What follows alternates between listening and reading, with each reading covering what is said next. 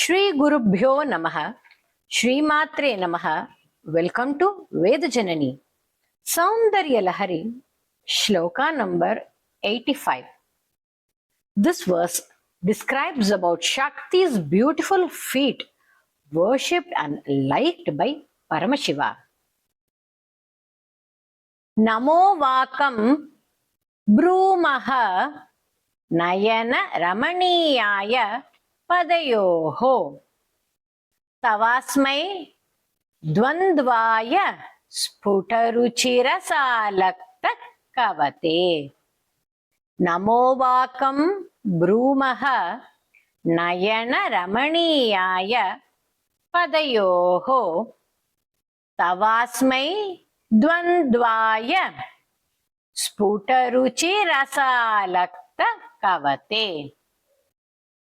ಅಸೂಯತ್ ಯತ್ ಯಂತಂ ಯದಭಿಹನನಾಯ ಸ್ಪೃಹಯತೆ ಪಶೂನಾಮೀಶಾನಃ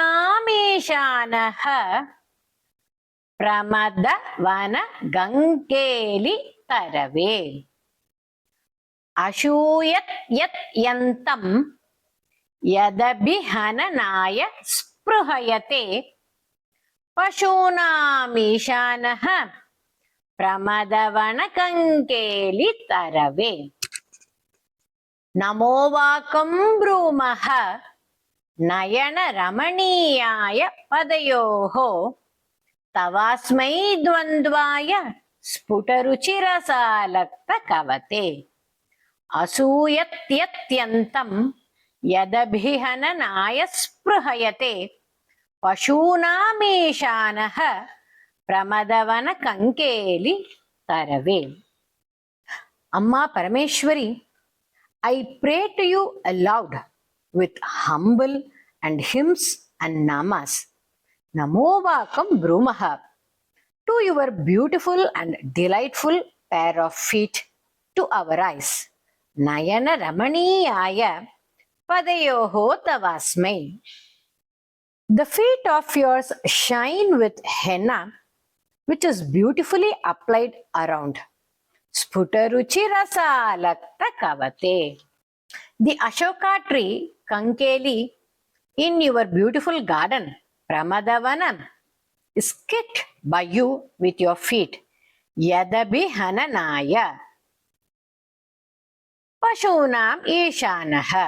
Parameshwara, your spouse, became jealous, asuyat yat yantam, of this, that is your kick to Ashoka tree, because the tree was touched by you. Acharya describes beautifully and lovely that Shiva is jealous of Ashoka tree, as Shiva thinks that her gentle kick belongs only to him. This verse can be chanted to remove evil spirits and Pishacha Bhaya Nivarana. Namo Vakam Brumaha Nayana Ramaniyaya Padayoho Tavasmai Dvandvaya Sputaruchirasalakta Kavate. ಅಸೂಯತ್ಯತ್ಯಂತಂ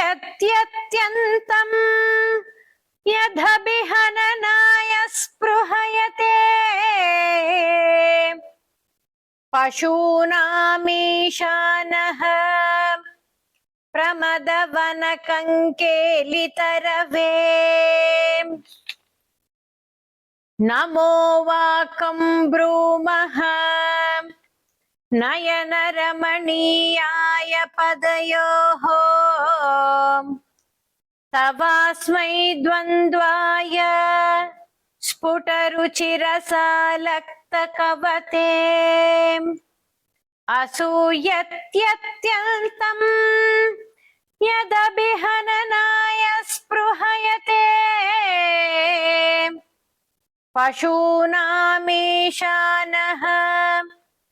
ಪ್ರಮದವನ ಕಂಕೇಲಿ ತರವೇ. Let's chant in the second speed. नमो वाकं ब्रूमः नयनरमणीयाय पदयोः तवास्मै द्वन्द्वाय स्फुटरुचिरसालक्तकवते असूयत्यत्यन्तं यदभिहननाय स्पृहयते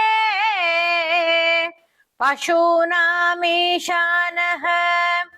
प्रमदवनकङ्केलितरवे. I request you to subscribe to Veda Janani and hit a like and share with your family and friends.